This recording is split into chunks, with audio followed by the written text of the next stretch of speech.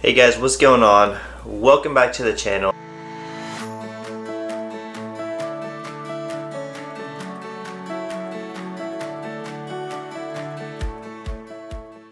Today is January 17th.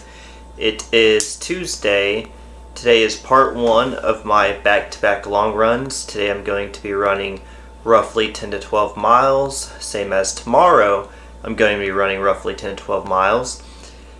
We are still in preparation towards the first ultra marathon I'm going to be running in Grand Rivers, Kentucky, Land Between the Lakes. It'll be a 60K, roughly 37 miles. So if you want to follow me along on the prep, go ahead and subscribe, like the video, and let's get straight into running.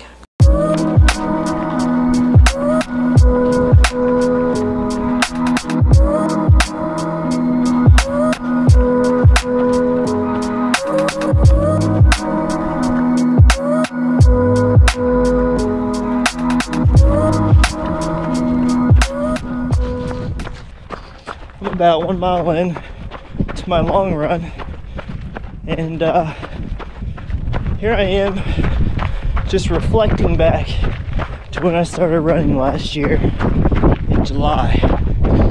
So last year when I started, my very first long run was 6 miles, and I was dumbfounded by the fact that I could actually do 6 miles. But the 6 miles I did, I was in pain, and I didn't know if I could do it, let alone I went out the second week and I did 11 miles, which was a big no-no because my body wasn't ready for it. So that has me reflecting right now on a few things I wish I knew when I first started running. Number one is you need to build your base.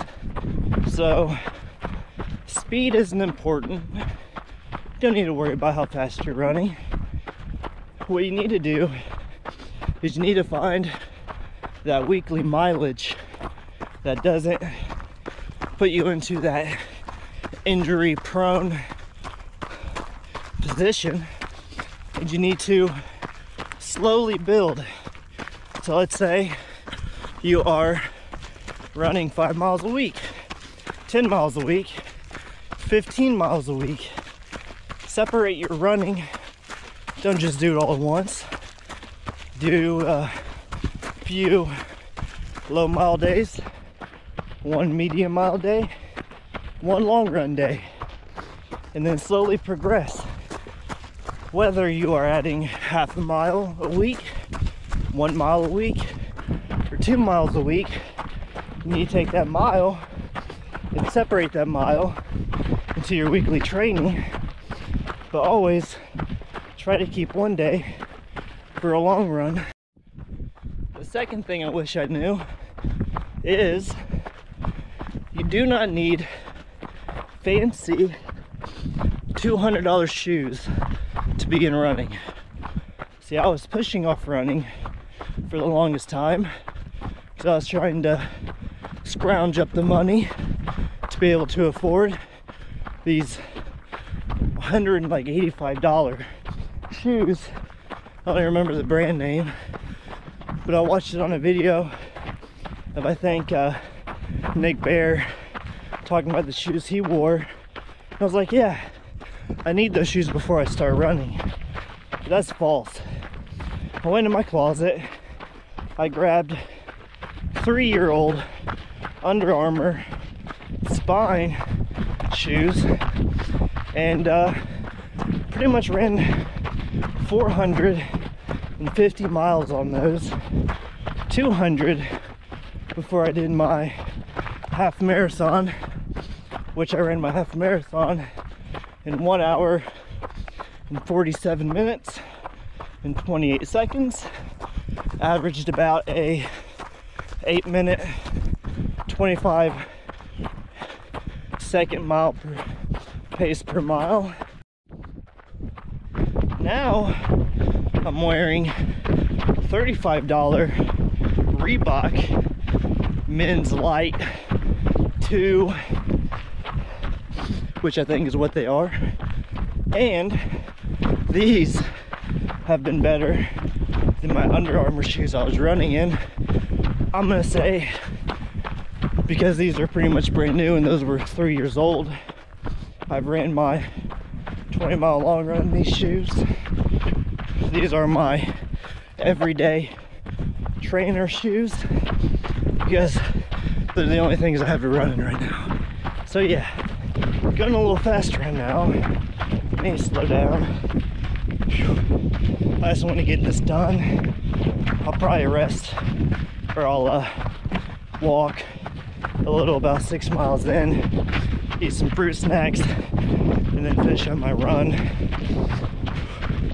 Don't want to go too hard, but don't want to go too slow. It's chilly out today, 45 degrees, wind chill. But yeah, I digress. You do not need expensive shoes to start running.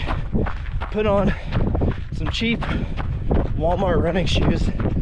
Just get out here, start slow, build up, and yeah, you'll be just fine. So the third and most important thing I wish I knew when I started running was how to properly hydrate and fuel before my long runs or just any run in general. Because I started in the beginning of summer where I was sweating a whole lot, and my sodium intake, let's just say, wasn't as high as it should have been, because I would get cramps just running an easy 5-mile run. So at that time, 5 miles wasn't easy, but yeah. And also fueling properly, because when I started, I was losing weight. I went from 190 pounds down to 160 pounds. So I was fasting a lot, and I would run and try to do my long runs fasted. And that wasn't for me. I wasn't getting anything out of my runs. They were horrible. I had to stop a lot, had no energy, and yeah.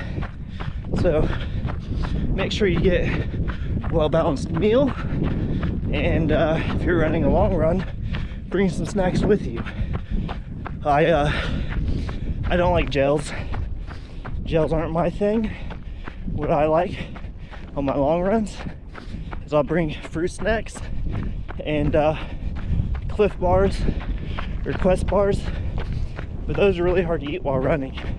I don't suggest you eating those while running. If you're walking, catching your breath, that's probably the best time to eat those. Make sure you hydrate properly while you're eating, so your digestive system can properly put the food down, so you don't start throwing it back up. But yeah, also keep in mind, I am a noob runner. I've only been doing this for about 8 months now, and I'm just really sharing my journey and my progress coming to this ultra marathon. So take everything I say with just a grain of salt.